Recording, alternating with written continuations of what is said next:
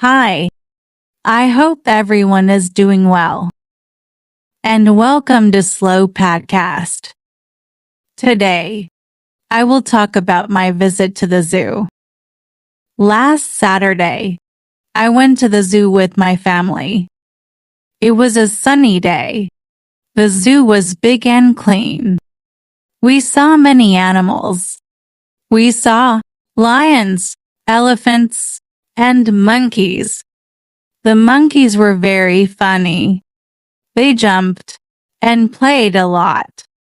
The elephants were big and slow.